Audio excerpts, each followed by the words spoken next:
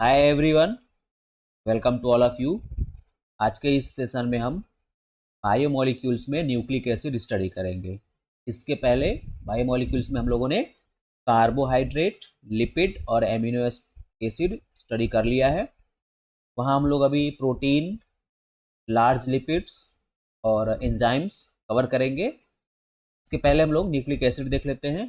Nucleic acid भी दो part में आएगा। पहले पार्ट में हम लोग न्यूक्लियोटाइड और न्यूक्लियोसाइड देखेंगे और दूसरे पार्ट में हम लोग डीएनए और आरएनए का स्ट्रक्चर देखेंगे।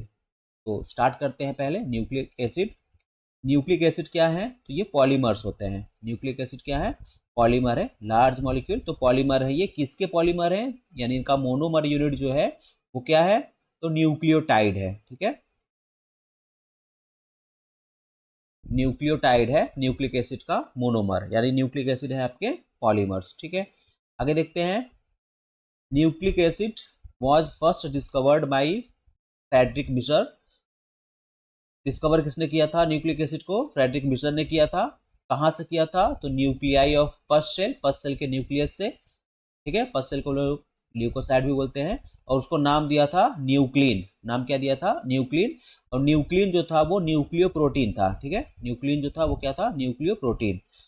बाद में रिचर्ड अल्टमैन ने प्रोटीन फ्री न्यूक्लिक एसिड को ऑब्टेन किया और उसको नाम दिया न्यूक्लिक एसिड। ठीक है, न्यूक्लिन को और प्यूरिफाई किया, उसमें से प्रोटीन को एलिमिनेट करने के बाद क्या बचा वहां पे? केवल न्यूक्लिक एसिड। तो नाम किसने दिया? रिचर्ड अल्टमैन ने। और डिस्कवर किसने किया? तो फ्रेडरिक मिशर ने। ठीक है, न्यूक्लिक एसिड दो टाइप के, आरएनए और डीएनए। ठीक है, आरएनए और डीएनए, राइबो न्यूक्लिक एसिड और डीऑक्सी राइबो न्यूक्लिक एसिड। ठीक है, आरएनए और डीएनए, राइबो न्यूक्लिक एसिड और डीऑक्सी राइबो न्यूक्लिक एसिड। ठीक, आगे देखते हैं। न्यूक्लिक एसिड जो है वो पॉलीमर्स हैं। पहले हम लोगों ने देख लिया न्यूक्लिक एसिड्स आर पॉलीमर है और किससे बने होते हैं? उसका मोनोमर यूनिट होता है न्यूक्लियोटाइड। अब ये जो न्यूक्लियोटाइड होता है ये भी थ्री कंपोनेंट से मिलकर बना होता है। तो न्यूक्लियोटाइड जो होता है इसमें भी थ्री कंपोनेंट्स होते हैं। वो थ्री बिल्डिंग ब्लॉक्स या कंपोनेंट कौन से होते हैं? तो फॉस्फोरिक एसिड होता है, मोनोसेक्राइड होता है और नाइट्रोजनस बेस होता है। ठीक है, ये तीनों मिल करके न्यूक्लियोटाइड बनाते हैं और न्यूक्लियोटाइड आपस में जुड़ करके क्या बनाते हैं? पॉलीन्यूक्लियोटाइड, डीएनए और आरएनए। फॉस्फोरिक एसिड, यहाँ पे स्ट्रक्चर है फॉस्फोरिक एसिड का। ठीक है, फॉस्फोरिक एसिड का H3PO4। ठीक, H3PO4 ये फॉस्फोरिक एसिड है। तो एक कंपोनेंट ये हो गया। दूसरा है मोनोसेक्राइड। तो मोनोसेक्राइड में कौन सा होता है? तो पेंटोज शुगर। मोनोसेक्राइड कौन सा वाला? Pentose sugar. उसमें भी जो पेंटोज शुगर होगा वो दो टाइप का होगा, एक होगा राइबोज और एक हो जाएगा डीऑक्सी राइबोज। राइबोज और deoxy ribose. Ribose sugar RNA में होता है, डीऑक्सी राइबोज शुगर जो होता है वो डीएनए में होता है। ठीक है, इसके बाद तीसरा जो कंपोनेंट है वो है नाइट्रोजनस बेस। थर्ड कंपोनेंट क्या है? नाइट्रोजनस बेस है। तो जो नाइट्रोजनस बेस होता है वो भी दो होता है, एक होता है प्यूरिन और एक होता है पायरेमिडिन। ठीक है, तो आगे देखते हैं हम लोग इसी को। पहला हो गया फॉस्फोरिक एसिड, दूसरा कंपोनेंट हो गया मोनोसेक्राइड। मोनोसेक्राइड में कौन सा हो गया? पेंटोज शुगर हो गया। पेंटोज शुगर में यहाँ पे देखिए स्ट्रक्चर दिया हुआ है, ये राइबोज शुगर हो गया, ये राइबोज शुगर हो गया और ये हो गया डीऑक्सी राइबोज शुगर। ठीक है, राइबोज शुगर और डीऑक्सी राइबोज शुगर में एक ही डिफरेंस हो जाता है। यहाँ पे देखिए OH है, सेकेंड कार्बन पे OH है और यहाँ पे सेकेंड कार्बन पे केवल हाइड्रोजन है। ठीक है, एक ऑक्सीजन यहाँ पे गायब हो गया, इसलिए इसको हम लोग बोलते हैं डीऑक्सी राइबोज शुगर। ठीक है, राइबोज आरएनए में और डीऑक्सी राइबोज डीएनए में। तो मोनोसेक्राइड, पेंटोज शुगर यानी इसमें कार्बन का नंबर कितना होगा? 5 होगा। एक हो जाएगा, 2, 3, 4 और ये पांचवा कार्बन। ठीक है, तो 5 कार्बन पेंटोज शुगर, राइबोज और डीऑक्सी राइबोज। तो एक हो गया फॉस्फेट ग्रुप, दूसरा हो गया पेंटोज शुगर मोनोसेक्राइड में और थर्ड हो गया नाइट्रोजनस बेस। ठीक है, थर्ड क्या हो गया? Nitrogenous base. तो नाइट्रोजनस बेस भी दो टाइप का होगा, प्यूरिन और पैरामिडिन्स। प्यूरिन और पैरामिडिन्स। प्यूरिन जो होता है वो डबल रिंग स्ट्रक्चर होता है। ठीक है, और ये हेट्रोसाइक्लिक कंपाउंड होते हैं क्योंकि इनका जो रिंग होता है इनमें कार्बन के अलावा नाइट्रोजन भी होता है। ठीक है, देखिए पहले कार्बन पे नाइट्रोजन है, थर्ड पे है, सेवेंथ पे और नाइन्थ पे है। ठीक, ये है प्यूरिन। प्यूरिन भी कितने टाइप का होगा? दो टाइप का होगा, एडिनिन और गुआनिन। ठीक है, एडिनिन और गुआनिन। प्यूरिन कितने टाइप के हो जाएंगे? दो टाइप के होंगे और ये डबल रिंग स्ट्रक्चर होता है। सेकंड क्या है? पायरेमिडीन। दूसरा क्या है पैरामिडिन, ये सिंगल रिंग स्ट्रक्चर होता है, ये भी हेट्रोसाइक्लिक होता है। इसमें पहले पॉइंट पे और थर्ड नंबर पे क्या होता है नाइट्रोजन होता है। ये 3 टाइप्स के होते हैं, पैरामिडिन 3 टाइप के होते हैं, साइटोसिन है, थाइमिन है और यूरेसिल है। ठीक है, इनका स्ट्रक्चर हम लोग को याद रहे तो अच्छा है। साइटोसिन है, थाइमिन है और यूरेसिल है। ठीक है, तो पैरामिडिन कितने हो गए 3 टाइप के हो गए। ठीक, यानी कि डीएनए या आरएनए या न्यूक्लिक एसिड जो होता है वो किससे मिलकर बना होता है, तो ये बना होता है न्यूक्लियोटाइड से। ठीक है, किससे बना होता है न्यूक्लियोटाइड से बना होता है। और ये जो न्यूक्लियोटाइड होते हैं उसमें 3 कंपोनेंट होगा, एक होगा फॉस्फोरिक एसिड, दूसरा होगा शुगर और थर्ड हो जाएगा नाइट्रोजनस बेस। ठीक है, यानी phosphoric acid plus sugar plus nitrogenous base ये मिल करके बनाएंगे न्यूक्लियोटाइड, और न्यूक्लियोटाइड जो होंगे ये मिलके क्या बनाएंगे न्यूक्लिक एसिड, डीएनए या आरएनए। तो ये हो गया इसका कंपोनेंट। आगे देखते हैं न्यूक्लियोसाइड। ठीक है, आगे हम लोग देखते हैं न्यूक्लियोसाइड। तो न्यूक्लियोसाइड्स क्या होते हैं, तो जब नाइट्रोजनस जो बेस होता है, ठीक है, जो नाइट्रोजनस बेस होता है जब वो शुगर से बाइंड होता है तब न्यूक्लियोसाइड बनता है। ठीक है, यानी कि हम लोग कह सकते हैं कि sugar plus nitrogenous base equal to हो जाएगा न्यूक्लियोसाइड, हो जाएगा न्यूक्लियोसाइड।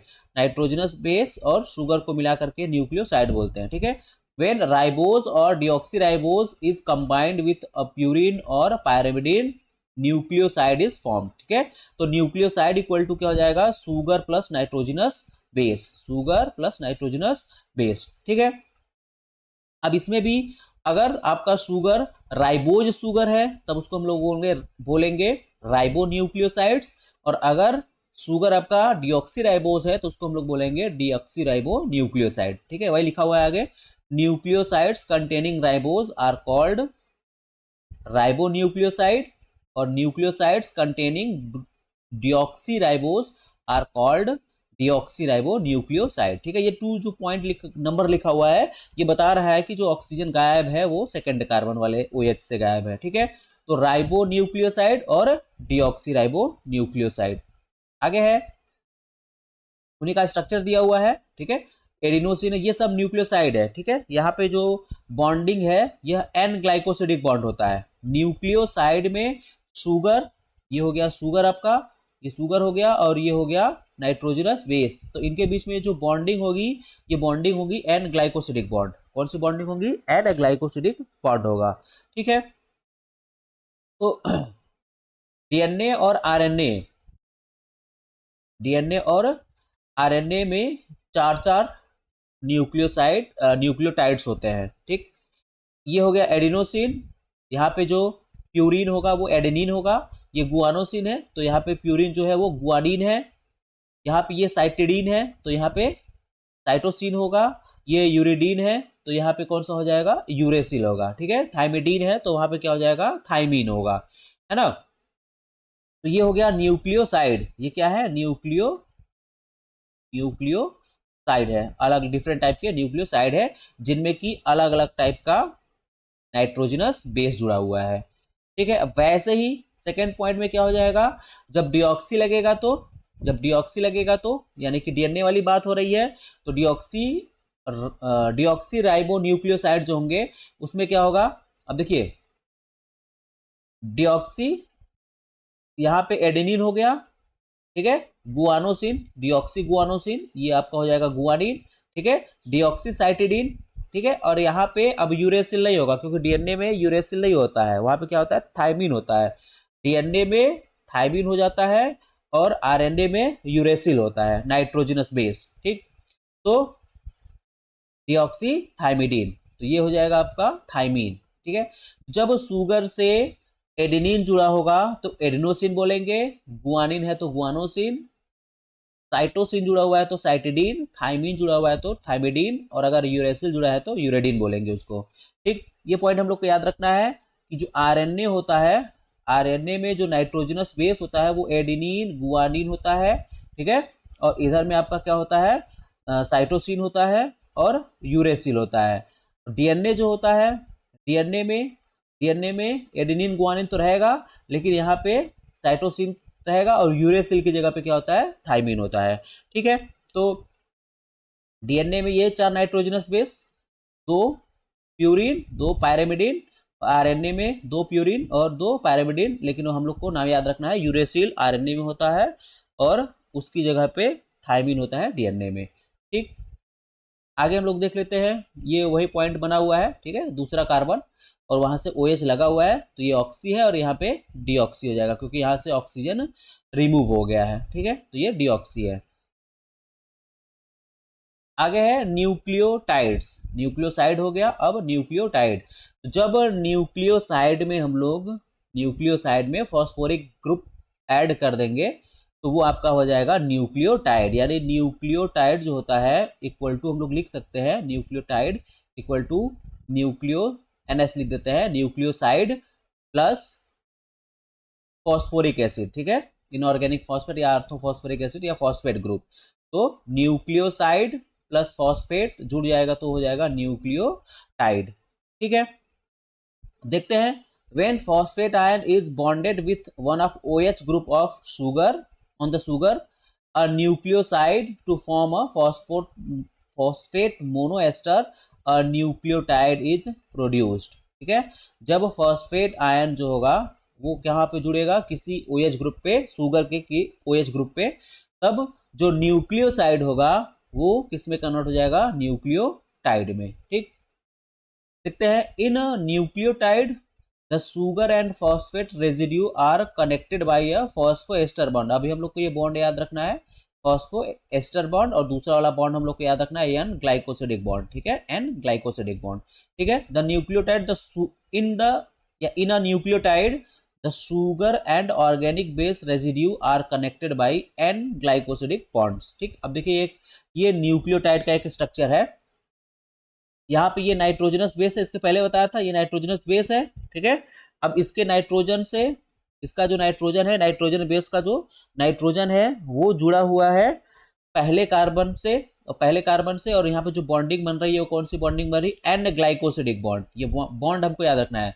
तो एन ग्लाइकोसिडिक बॉन्ड से ये शुगर से जुड़ा, और उसके बाद में फॉस्फेट ग्रुप जो होता है वो या तो तीसरे कार्बन पे जुड़ेगा या तो पांचवें कार्बन पे जुड़ेगा, ठीक है, या तो तीसरे पे या तो पांचवें कार्बन पे। तो जब जुड़ेगा तो वहां पे जो बॉन्डिंग होगी वो कौन सी बॉन्डिंग होगी, फॉस्फोएस्टर बॉन्ड होगा। कौन सा बॉन्डिंग होगा, फॉस्फोएस्टर बॉन्ड। तो न्यूक्लियोटाइड्स के जो 3 कंपोनेंट होते हैं उसमें जो पेंटोज शुगर होता है, पेंटोज शुगर के पहले कार्बन पे, पेंटोज शुगर के पहले कार्बन पे नाइट्रोजनस बेस जुड़ता है और वो जो बॉन्डिंग होती है वो एन ग्लाइकोसिडिक बॉन्ड होता है, और शुगर के 5वें कार्बन या तीसरे कार्बन पे जब फॉस्फेट जुड़ जाता है तब उसको हम लोग बोल देते हैं, तब वो जो बॉन्ड वहां पे बनता है वो बॉन्ड होता है फॉस्फोएस्टर बॉन्ड, और जब पूरा कंप्लीटली हम लोग देखते हैं जब तीनों जुड़ जाते हैं तब उसको हम लोग बोलते हैं न्यूक्लियोटाइड। हमको ये बॉन्ड याद रखना है, एन ग्लाइकोसिडिक बॉन्ड और ये फॉस्फोएस्टर बॉन्ड, ठीक है। तो अब ये न्यूक्लियोटाइड बन गया, ये न्यूक्लियोटाइड बन गया, ठीक है। अब हमने बोला था कि वो तीसरे कार्बन पे जाके जुड़ सकता है या 5वें कार्बन पे जाके जुड़ सकता है। तो जब तीसरे कार्बन पे जुड़ेगा तो उसको हम लोग 3' न्यूक्लियोटाइड बोलेंगे, और जब 5वें कार्बन पे जाके जुड़ेगा तो उसको हम लोग क्या बोलेंगे, 5' न्यूक्लियोटाइड, ठीक है। यानी न्यूक्लियोसाइड के यहां तक अगर हम लोग देखें, यहां तक अगर हम लोग इसको देखें, ये यहां से लेकर के यहां तक अगर हम लोग देखें तो ये हो गया न्यूक्लियोसाइड, क्योंकि इसमें केवल शुगर है और ये नाइट्रोजनस बेस है, ये दोनों जुड़ गया है। तो शुगर और नाइट्रोजनस बेस यहाँ पे जुड़ा हुआ है तो ये न्यूक्लियोसाइड हो गया। अब उसमें न्यूक्लियोसाइड में जो पेंटोज शुगर है, पेंटोज शुगर के तीसरे कार्बन पे, देखिए ये एरोस दिखा गया तीसरे कार्बन पे, ये तीसरे कार्बन पे फॉस्फेट ग्रुप जुड़ रहा है फॉस्फोएस्टर बॉन्ड के थ्रू। तो क्योंकि ये तीसरे कार्बन पे जुड़ रहा है तो इसको हम लोग बोलेंगे 3' न्यूक्लियोटाइड। और यहाँ पे देखिए ये 5वें कार्बन पे जुड़ रहा है ना, यहाँ से 1 2 3, ठीक है, 4, ये 5वां कार्बन हो गया। तो 5वें कार्बन पे फॉस्फेट या फॉस्फेट आयन जुड़ रहा है, ठीक है, तो इसको हम लोग बोलेंगे 5' न्यूक्लियोटाइड, ठीक है। तो 3' न्यूक्लियोटाइड कब बोलेंगे और 4' कब बोलेंगे, ये क्लियर हो गया। आगे देख लेते हैं, वही नाम दिया हुआ है, न्यूक्लियोटाइड के लिए भी अलग अलग नाम देंगे, जैसे वहां पे था अलग अलग नाम, वैसे यहाँ पे न्यूक्लियोटाइड के लिए नाम अलग होगा। न्यूक्लियोसाइड में हम लोग देखा एडेनोसिन था, गुआनोसिन था, है ना, साइटिडीन था, थाइमिडीन था और यूरिडीन था। तो वैसे ही जो न्यूक्लियोटाइड्स होते हैं उनके भी अलग अलग नाम होते हैं, ठीक है। तो ये है राइबो न्यूक्लियोटाइड और ये है डिऑक्सी राइबो न्यूक्लियोटाइड। ठीक है, क्या डिफरेंस है? तो डिफरेंस केवल है पेंटोज शुगर का। यहाँ पे राइबोज शुगर है, यहाँ पे राइबोज शुगर है तो हम लोगों ने राइबो न्यूक्लियोटाइड बोल दिया। यहाँ पे डिऑक्सी राइबो शुगर है तो उसको हम लोग क्या बोल दिए? Deoxy ribo nucleotide. ठीक, अब न्यूक्लियोटाइड्स जो होते हैं उसके अलग अलग नाम क्या है? तो nucleotides are named as adenylic acid, guanylic acid, thymidylic acid, ठीक है, साइटिडिलिक एसिड और यूरिडिलिक एसिड, ये अलग अलग नाम है न्यूक्लियोटाइड्स के। आगे देखते हैं, न्यूक्लियोसाइड डाई एंड ट्राइफॉस्फेट। ठीक है, जब न्यूक्लियोसाइड से एक से ज्यादा फॉस्फेट जुड़ जाएगा, अगर दो जुड़ेगा तो हम लोग उसको बोलेंगे डाई, और अगर तीन हो गया तो उसको बोलेंगे ट्राई। ठीक है, nucleoside di and triphosphates are energy rich compound. अब ये क्या होंगे? न्यूक्लियोसाइड के डाई एंड ट्राइफॉस्फेट जो होते हैं वो एनर्जी रिच कंपाउंड होते हैं। ठीक है, that release large amount of energy when the phosphates are removed. जब फॉस्फेट रिमूव होता है उनसे या हाइड्रोलाइज होता है तो उस केस में वो एनर्जी रिमूव करते हैं, रिलीज करते हैं। ठीक है, जैसे एक एग्जांपल देखते हैं, नाइट्रोजनस बेस से, ठीक है, पेंटोज शुगर से नाइट्रोजनस बेस एडेनिन जुड़ गया। ठीक है, तो इसको हम लोग बोल देंगे एडिनोसिन 5, और फॉस्फेट एक तो जुड़ा हुआ है तो ये हो जाएगा एडिनोसिन 5 मोनोफॉस्फेट। ठीक है, एएमपी, इसको क्या बोलेंगे? Adenosine 5 monophosphate. तो ये हो गया एडिनोसिन 5 मोनोफॉस्फेट। मोनोफॉस्फेट क्यों? क्योंकि यहाँ से फॉस्फेट एक ग्रुप जुड़ा हुआ है। ठीक है, इसको हम लोग बोलेंगे एएमपी। अब इसी में अगर दूसरा वाला जुड़ गया, ठीक है, इसी में फॉस्फेट में यहाँ पे एक और फॉस्फेट ग्रुप जुड़ गया तो यहाँ पे हो जाएगा एडिनोसिन और मोनो की जगह हो जाएगा डाई, तब उसको हम लोग बोलेंगे एडिनोसिन डाई फॉस्फेट यानी एडीपी। ठीक, adding a phosphate to a nucleoside monophosphate generate a nucleoside diphosphate. ठीक है, यानी कि जो मोनोसाइड था, मोनोफॉस्फेट जो था, एएमपी जो था, वहां पे हमने क्या किया? एक फॉस्फेट और जोड़ दिया। ठीक है, अब यहाँ पे ये वाला स्ट्रक्चर देखिए, इसमें ये एक फॉस्फेट था और ये दूसरा हमने जोड़ दिया तो दो फॉस्फेट हो गया, तो इसको हम लोग बोलेंगे डाइफॉस्फेट। तो ये क्या हो गया? एडीपी। ये क्या हो गया? ADP, adenosine diphosphate. ठीक, अब इसी में अगर हम लोग थर्ड जोड़ दें, इसी में हम लोग क्या जोड़ दें? थर्ड जोड़ दें, तो adding a phosphate to a nucleoside diphosphate generate a nucleoside triphosphate. वही बात है ना? हमने क्या किया? एक था उसमें एक जोड़ा, फिर एक और जोड़ दिया, तो जब 3 फॉस्फेट हो गया तो ट्राइफॉस्फेट।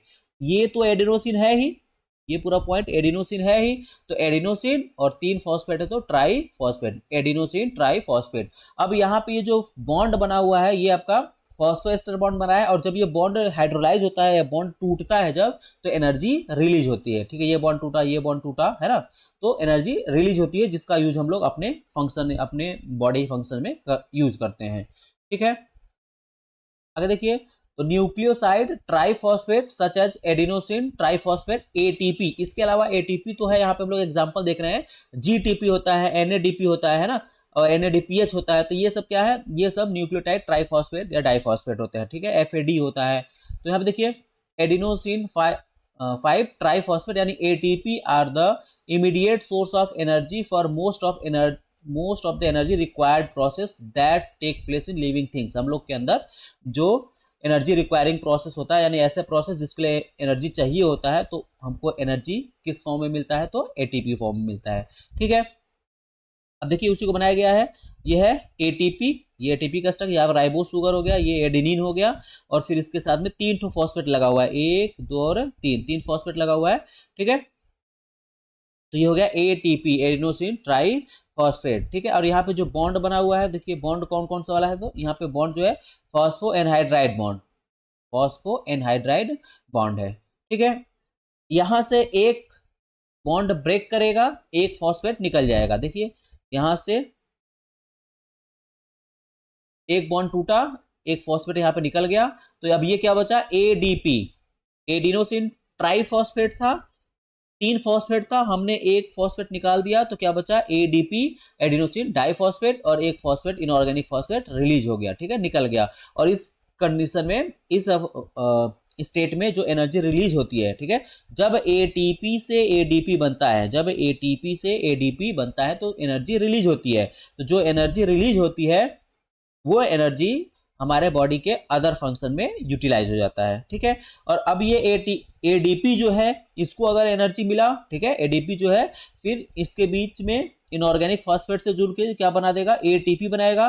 तो ये एटीपी जब बनाएगा, एडीपी जब इनऑर्गेनिक फॉस्फेट से जुड़ के एटीपी बनाएगा, तो उस कंडीशन में इसको एनर्जी चाहिए होगा। तो वो एनर्जी वो कहाँ से लेगा, या तो फूड से लेगा या तो सनलाइट से लेगा, ठीक है, या तो फूड से लेगा या तो सनलाइट से लेगा। और उस एनर्जी को लेकर के वो एडीपी इनऑर्गेनिक फॉस्फेट जुड़ के एटीपी बना देगा, ठीक। और फिर ये एटीपी जब हमको जरूरत पड़ेगा, जब भी हमको एनर्जी का जरूरत पड़ेगा, तो एटीपी टूटेगा, टूट करके क्या बनाएगा, एडीपी, ठीक है। और ये साइकिल ऐसे ही चलता रहता है, एटीपी से एडीपी, एडीपी से एटीपी, ठीक। आगे है साइक्लिक न्यूक्लियोटाइड्स, ठीक है। यहाँ पे साइक्लिक न्यूक्लियोटाइड्स है, तो कुछ ऐसे भी होते हैं जो कि न्यूक्लियोटाइड जो साइकिल के फॉर्म में आ जाते हैं, है ना। जैसे यहाँ पे देखिए ये साइक्लिक एएमपी है, साइक्लिक एएमपी, ठीक है, cyclic adenosine monophosphate, adenosine monophosphate ये साइक्लिक है। तो एडिनोसिन साइक्लिक मोनोफॉस्फेट, या इसको हम लोग बोल सकते हैं cyclic AMP, cyclic adenosine monophosphate. Cyclic nucleotides are formed when the phosphate group has two phosphoester connection to the same nucleoside monosaccharide, ठीक है। दो ठो बन जाएगा। देखिए एक यहाँ पर जुड़ गया है इस कार्बन पे, एक इस वाले कार्बन पे जुड़ गया है, ठीक है, मतलब ऑक्सीजन से जुड़ा है लेकिन कार्बन पे, चौथे वाले कार्बन, सॉरी 1 2 3 5 तीसरे कार्बन पे, ठीक है, एक पांचवें कार्बन पे, एक तीसरे कार्बन पे। तो ये साइकिल बना लिया, ठीक है, जुड़ा तो, और ये साइकिल की तरह बन गया, तो इसको हम लोग बोलेंगे साइक्लिक न्यूक्लियोटाइड। और इसका काम क्या होता है, देखिए in most cases they function as effector for allosteric enzyme to regulate biological process, ठीक है। साइक्लिक एमपी जो होता है वो केमिकल मैसेंजर का काम करता है, ठीक है, साइक्लिक एमपी जो होता है वो केमिकल या सेकेंडरी मैसेंजर का काम करता है, साइक्लिक एएमपी, ठीक। आगे है साइक्लिक एमपी, इसके बाद में है पॉलीन्यूक्लियोटाइड्स, ठीक है।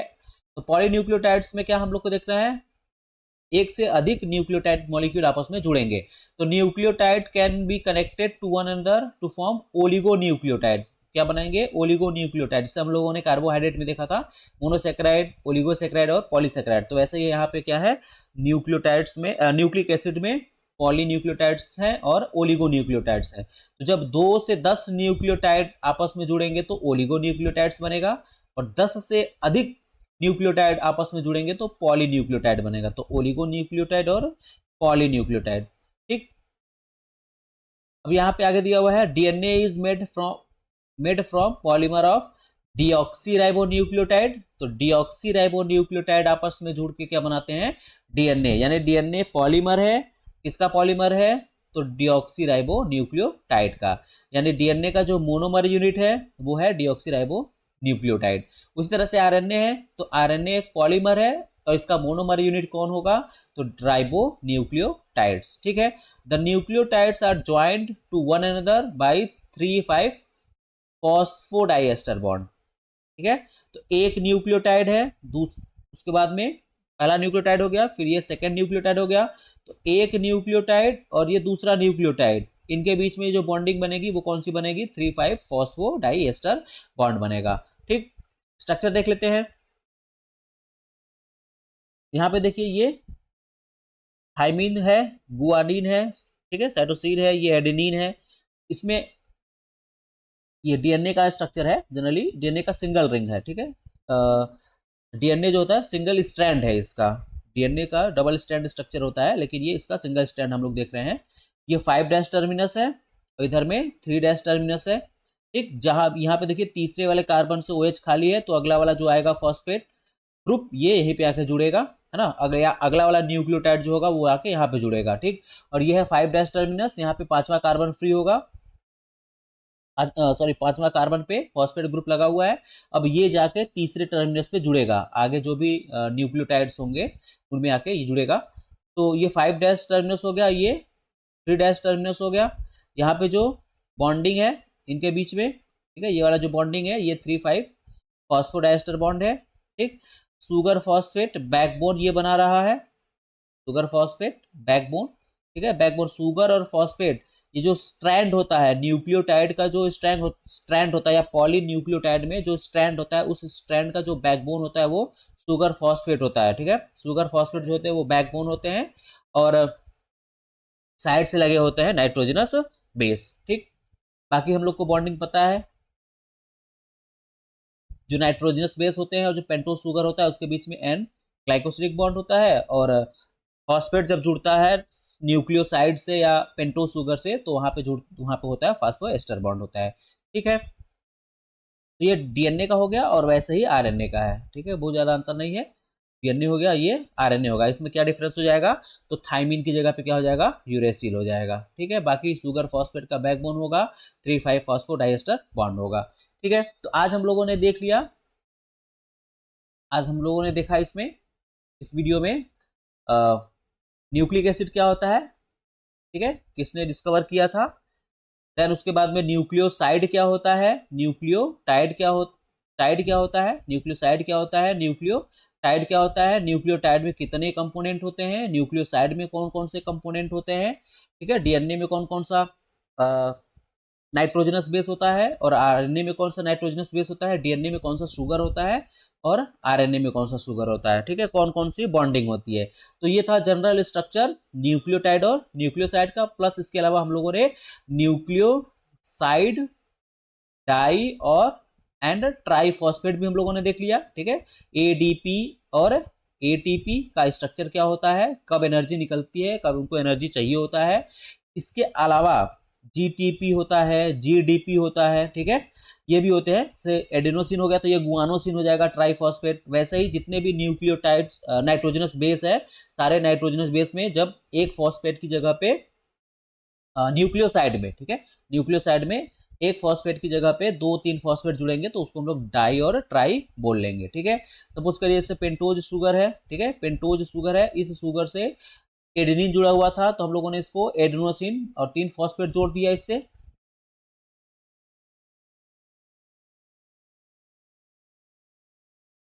पेंटोज शुगर है, ठीक है, ये पेंटोज शुगर हो गया।